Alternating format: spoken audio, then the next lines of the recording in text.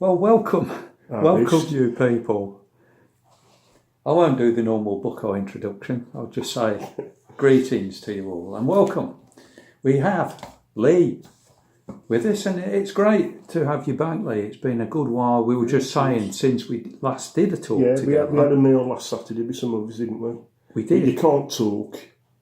Not really. Really? Yeah, It was a good night, though. It was a wasn't great night. It was a good curry house, wasn't it? It was a decent meal. First time been there. I haven't been to that one before. So I'll use it again now. It's extremely good. Yeah, it was good service, wasn't it? And good food. Yeah. Enjoyed it. So, you've been keeping well? Everything good? I have, yeah, fine. On the motorbike today. So Yeah, popped up on the the front. thermals on. It's a cold one. It's a cold one today, It is, especially on the isn't it? motorbike, yeah. Yeah. So I just have a sip of the green tea. Builder's tea. Not as refined as Martin. So I just wanted to share a few bits. Not a lot of things to share on, but some interesting points. First of which is the general decline in good manners and seeing a lot of rudeness about in people. And in travelling on the train to work, I've been doing quite a bit of travelling on the train. I've noticed people sitting in their seats with their rucksack or shoulder bag on the next seat, and it's a general trait that people have their seat, but when the train stops and people are getting on and off, they don't seem with it enough to, okay, someone may want to sit down here. And I find a lot of the older people are actually standing, and it's almost as though, I can't say for everyone, but they are almost afraid to ask people, please, can I sit down? Now, my policy is when I get on, I sit down, I've got my bag, and I will have it at the side of me as well. People have got their seats. But when we start up, when we come to another station and people are getting on, I remove the bag, I put it by my feet, I put it on my lap, or I put it on the table if there is a table in front of me. And it's all there. People can choose to come and sit down or not. But a lot of people are in the phones or they're in the laptops, they've set up, and it's like they're in another world, or they just simply don't want somebody to sit next to them. And they almost take offence of the fact that you ask. Now, I'm not scared to ask people. I'll say gently, excuse me, please, could I sit down, please? And they just move it or whatever. Some make no comment or say anything. And it's just a sign of, it's rude, really. It's just rude. It is rude. Yeah, inconsiderate. Yeah. I've got not similar, but along the same lines is that I live in a flat, as you know, and parking is, there's 30 odd flats, but there's 5 parking spaces, and it's first come, first serve. But there ain't a problem because there's plenty of space in the street. All you've got to do is park considerately. Don't block somebody's drive. If there's enough cars, if there's enough space to get a car in front of another one between drives, then do it, because if you park it in the middle, you're denying somebody else a parking spot. But we've had a number of new families move in over the last couple of months, and they don't care a toss. They're not interested. Yeah. And I think it's deliberate, personally, because if you drew a diagram of the street with the parking spaces and says, where would you park? Here's a little map, right? Here's a toy car. Where would you put this car to cause the most nuisance to everybody? Right? They put it where they usually park. They park across parking space. It's just silly. And I think there's got to be only 2 reasons for this. Number one is they ain't got a clue what they're doing, right? Clueless. If that's the case, they shouldn't be on the road because you're not aware of your surroundings and how you're fitting in with other traffic and being considerate. The only other thing I can think of is they know exactly what they're doing, but they don't care. It's like, so what? I bother. Yeah, yeah. You know, and if you say anything, I've noticed all through my life with this, and I'm sure other people say the same. Right, they cause the problem. Yeah. You address it. Say, excuse me, not really causing a fuss, you know, but you're causing a bit of a nuisance with this. Then you're the problem. Exactly. You're the problem. Exactly. I'm only doing it, then it starts tit for tat. Then they start doing it all the worse. Because it's like, well, you've told me to do that, but I'll show you who's boss. And they get worse, and you think, you're dealing with the minds of children. And it's in consideration, yeah, I agree. Another incident that happened, this time not the trains, but at the bus station, done my shopping, came back and waiting for the bus to come in. There was a row of seats inside the shelter. The doors would open electronically when the bus comes in. People get off. So waiting for the bus. One person like Lee sitting here in front of me, first person there. I'm the second person there. Another person, people, a few people standing at the back. Two young women, youngish, well-dressed, not rough people. They had their phones, but they were talking to each other. They just walked straight up to the front and stood by the waste paper bin in front of the first person in the queue. So, fair enough. There's not many of us here. I just assumed that they would let everyone get on and then they'd just get on. But nothing of the sort. When the bus came in, they just barged straight up in front of everyone and just got on. Now, I thought, well, this is two incidents of, it just shows the decline, really, in good manners. And I don't think they were brought up like this. No, I just don't see it. I think they were instructed, but they just can't care less. That's right. Yeah. And, not okay, it may be a little thing, but if it builds up throughout society, that everyone is adopting this. England used to be a country of, good manners, holding doors for ladies, for infirm people, for, wanting, and there are people, don't get me wrong, there are people that still, young people as well, that are kindly and do these things. But I'm seeing more and more of this. Rudeness, selfishness. That's the word, selfishness. It used to be a British stereotype, hadn't it? The Brits queuing up in an orderly line. Yeah. But some other nations, like a free-for-all rugby scrum to push itself to the front. And speaking of rugby scrums, it's on a bigger scale at the bus station when the children come out from college and school and they're waiting for the same buses. You've got this same thing of those who are queuing up, have sort of made a reasonable queue, and then you've got all the kids standing, like the two women I just mentioned, and they just pile on. There's no this, that, or the other. They just pile on. Yeah. Don't talk to me about kids. I mean, again, I've got a primary school not that far from where I live. And I know some people have got no choice but to pick the child with the car or drop it off because of other commitments. Yeah. But for the most part, I do think it's laziness. And again, they don't even bother to be considerate when they park. It's just like, I tell you what it's like, and I've said it before, right, have you seen these videos when there's a tidal wave or a tsunami and all the cars go floating off and then the water drains away and the cars are all over the place? That's like their bloody parking. It's like we've had a tsunami in Litchfield, it's drained off and it's left the cars everywhere. Yeah. Okay.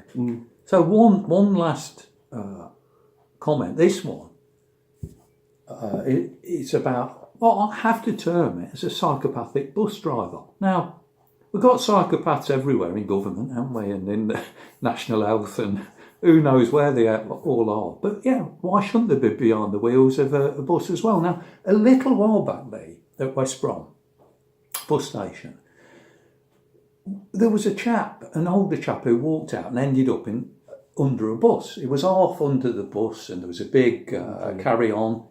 The ambulance with their police, they were all there, and traffic was all held up, and he were there, and they were standing around him, and you think, how can these things happen? Now, this was on like a crossing, yeah, coming to the bus station. Well, the other day I was in the West Brom bus station, and there's a part where you walk across like a little zebra crossing. The buses are coming and going. This is within the structure of the bus station. Yeah. It just gives a little walkway to get to the other bays, as it were, of the buses. And so I stopped and I looked, and there was a bus coming along. Not greatly fast, but moving. And he was coming and coming, and our eyes met. He could see I was standing there ready to cross, and I was looking at him. Just kept rolling. And then he went like this with his hand, which would indicate to me, okay, come across then. Mm-hmm. But I looked at it and he wasn't stopping. He wasn't slowing down. Now, you can't take anything for granted. No. Either with a traffic light, it may go green, you can walk, but look at the traffic. Are they slowing down? And it's the same with this bus driver. He didn't slow down, and he rolled across, and I thought if I'd have walked out there, I'd have been flattened or seriously hurt or killed. And so I looked like that. And then he turns back, and like you've just said, he mouths off something at me, as though he's angry at me that I didn't get squashed. Yeah. Unbelievable. Yeah. Whether they panic in their minds, or I don't know what it is. You've got to be careful with everything. I mean, you've got to be so careful. But it's like that old joke about the way things have gone in a one-way street. Before you cross it, you look both ways, because you can't be sure if somebody's going to come down it the wrong way. You can't take it for granted anymore. That's true. Yeah, so crazy true. Stuff. Okay, so let's have a think. So there was another point I wanted to make. Mm-hmm. This is now, as we've shared many times, Christian things on our channels, Lee on his, me on mine, and together we've shared on various things. And we often make mention of the Christian teaching of the resurrection of the church, which is linked in to the rapture, which is the resurrection from the dead of living Christians at the time God the Father chooses for Christ to come and to raise the dead in Christ, and also to take up the living people. It's called the rapture of the church. Now, we believe in this. The actual timing of it, now some Christians are pre-trib. That means they believe it will happen before the Great Tribulation. I tend to view that one as the correct one. The other believers are mid-trib. We have to go through part of the tribulation, and some think we have to go through all the tribulation and come back. The rapture will be at the end of the tribulation. But whatever the case, it will happen, and we hold this and believe it because the scripture does teach it in numerous places, despite the unbelief of some. Now, in recent days, there has been a man, a professed Christian man from South Africa, and his name is called Joshua. That's easy to pronounce, but his surname is harder. I can't pronounce it properly. It's Mhlakela. Not familiar with it. Mahalakela, or whatever, I don't know. But he made this, first of all, he said, Jesus appeared to him and told him that the rapture of the church would be on the 23rd or 24th of September. The Feast of Trumpets. Right. Yeah. Now, I know of people, good Christian people, who have embraced this, and it's caused a lot of trouble in the family when it didn't happen. And it didn't happen. The 23rd, 24th, or it could have been 24th, 25th, one or the other, I can't remember. But the point is, it did not come to pass, right? So it fell flat. Now, this same individual, this Joshua man, then said, well, I've got it wrong, but it's because I misunderstood the calendar. It should have used, I think he said Gregorian or something, calendar. Anyway, he says it's now the 6th and 7th of October, which has gone. We are now speaking in what, the 10th? The 11th today. 11th of October. So this fell flat as well. Now, Jesus warns of false prophets because Jesus has said, Matthew 24:36, but of that day and hour knoweth no man, no, not the angels of heaven, but my Father only. So even Jesus in his deity chooses not to know the actual day of his return, that he's ready in heaven because he instructs his people to be ready on earth at his appearing. And so both sides are ready to come. Now, this is not complicated to work out here. That verse is very easy for people to understand. And there is another verse from Deuteronomy in the Old Testament, 18:20 to 22, and it says, to discern a false prophet. When a prophet speaketh in the name of the Lord, if the thing follow not, or doesn't happen, nor come to pass, that is the thing which the Lord has not spoken. But the prophet hath spoken it presumptuously, thou shalt not be afraid of him, or, in awe of him that he's the power of God and he's the man of God and he's in touch. Don't be afraid of him. He's got it wrong and he's a false prophet. And just reject him, reject his teaching, and don't worry about it. And there's been loads of people like this down through the ages. You've got the cult, the Watchtower Bible and Tract Society, known as Jehovah's Witnesses. They've been making pronouncements through the years, 1914, 18, 20, and it goes on.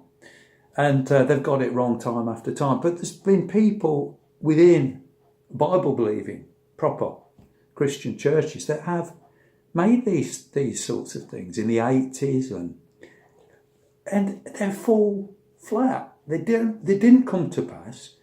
And it's not complicated, is it? That people shouldn't be, arguing, well, it's because of this calculation and that calculation, I didn't use that calendar properly. Come on, it's fell flat.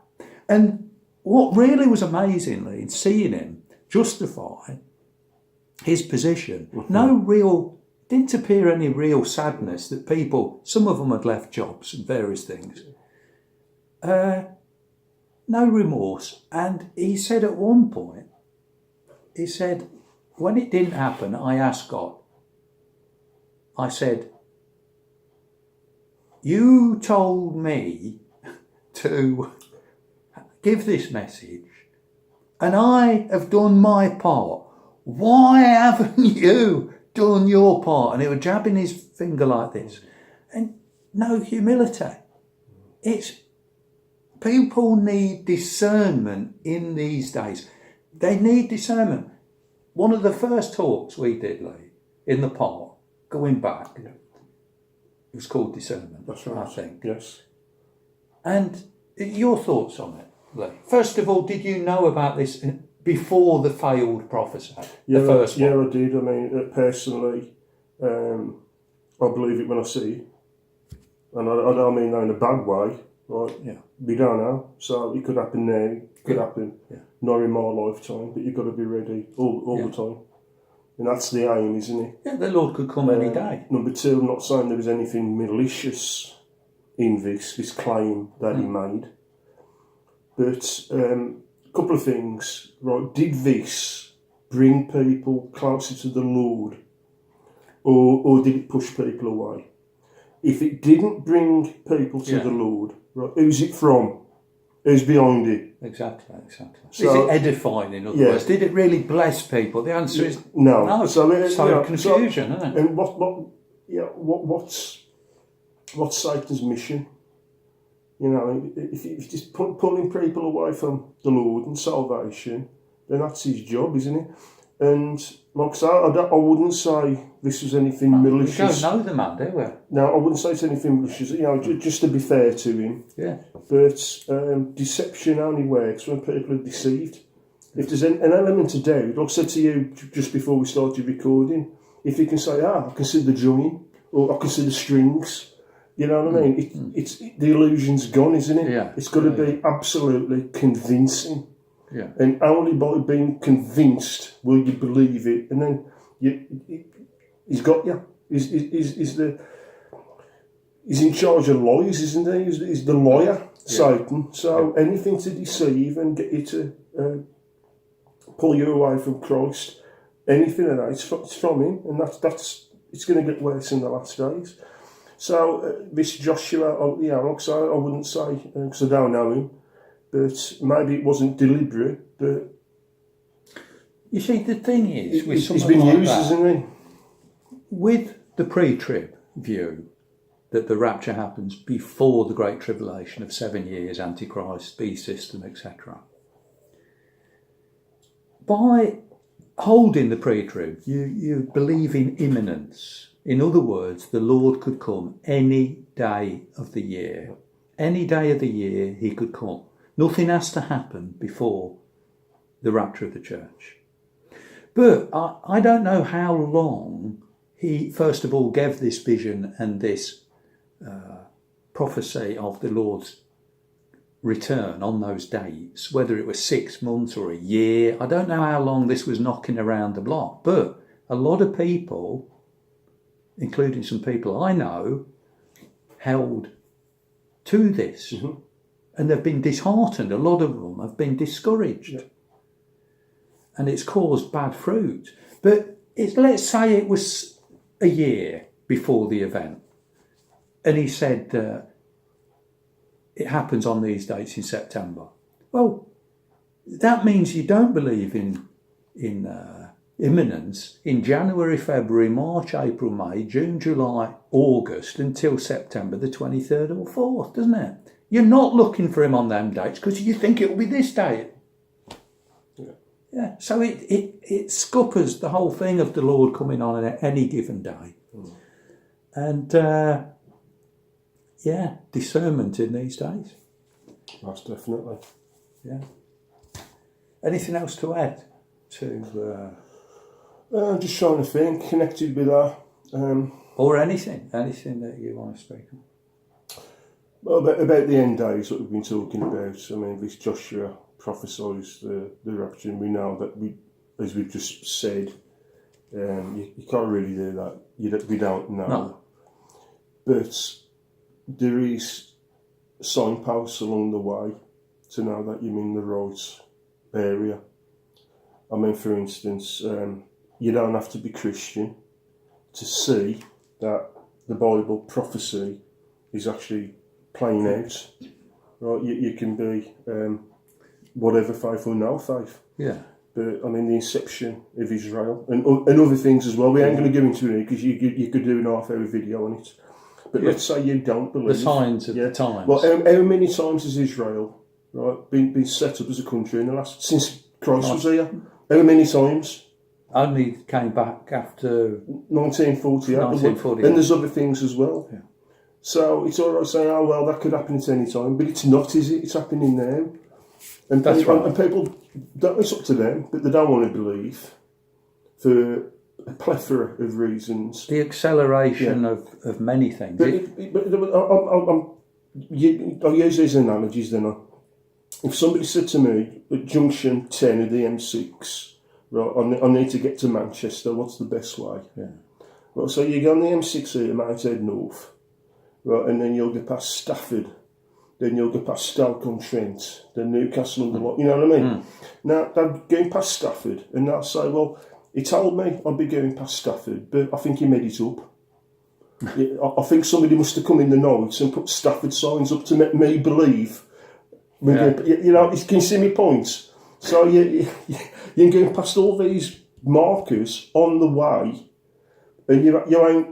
I'm not in Stafford. You are. You're on the M6 for Stafford. You're heading to Manchester. That's where it's going to end up. So they don't believe in Bible prophecy, but it's happening. And one of the Whether you like it reasons or they not. don't, exactly, if they paid more attention, because let's be honest, yes, people who aren't Christians don't read the Bible. They are, so in not reading it, they are not aware of what the Bible is saying on these issues. Yeah. But equally, within the church, you have a lot of people who, well, I don't know, and they don't try to understand either. The church don't always represent They Jesus don't try Christ, to does understand. it? Yeah. Well, yeah.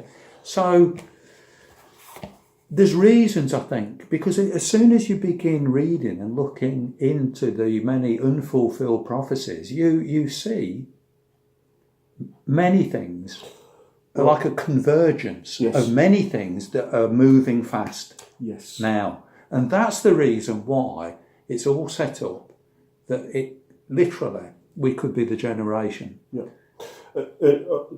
Right, I'll come back to these digital ID again. Yes. Right, they might not get it through, it looks like. I'm not suspicious of this because it's been blocked. Whereas during the nonsense 5 years ago, that was all for it. Nobody questioned it. There was no opposition. Yeah. But now you got opposition. But it's the same game. Yes. So, are they suggesting digital ID so there's opposition and then they drop the digital ID so people think, we got power, we can change things when actually it's, there's that. But that's completely another matter. Yeah. But yes, interesting. Yeah. Interesting. Yeah. But with the digital ID, the Bible tells us that we're going to receive, or some of us are going to receive the mark of the beast on the right hand and forehead. And without it, you won't be allowed to live your life, basically. Yeah. Buy or sell, work, because working is selling your labour or your knowledge, your skills. So, the biggest empire that there's ever been was the British Empire. There was others. Rome was extremely powerful. There's been other empires. But Britain ruled at one point, or administered at least, for a small country, something like a quarter or a third of the land surface of the world. Right? But that wasn't able, with all the power that had, which is they're probably one of the most powerful empires ever been, wasn't able to bring that in. But what we've got now through these things, these phones and digitalisation of everything, that we've got the technology to make this work. Yes. And this is the first time in history. You couldn't have done it in the Roman times. Not everybody. Yeah. You might have been able to do it to the people who was under direct rule from the Romans. Yeah. And the same with the British Empire, but not the entire world. But this you can. Yeah. So what does it tell you? It tells you that everybody is going to. This is going to affect everybody. Well, this is the first time in history through these things that it's been able to happen. Exactly. Yeah. So we're coming up to the half-hour mark. I think we should leave it there because our technology isn't the best, and it will probably cut out. So but very quickly, then I've just got one thing to say. Now, you and Janie have been doing street preaching. Outreach, on the streets. Yeah, and I went to my mum's before I come in. We watched it on YouTube, and I sometimes watch these street preachers because they speak the gospel to me better than a church sermon. Not always, but very often. That's a personal thing for me. What I've noticed, I don't think it's happened with you, we'll speak about this later, but a lot of these street preachers, right, when they mention the name Jesus Christ, it sets the demons off. They walk past, and it sets them off. So it's like somebody's lit their bloody touch paper on them. They're ready to go off. It's the name Jesus Christ. If you said microwave oven, nothing. Vase of flowers, nothing. Muhammad, nothing. Buddha, nothing. Yes, it's true. Jesus Christ, it sets them off. That's the demons in them. And why only that name? No, it's the name because it's the truth. Yeah. Thanks, Lee. Thanks for coming. Thanks for sharing. We shall continue this, but not on camera. We'll continue in the... We'll say, be seeing you. God bless. God bless.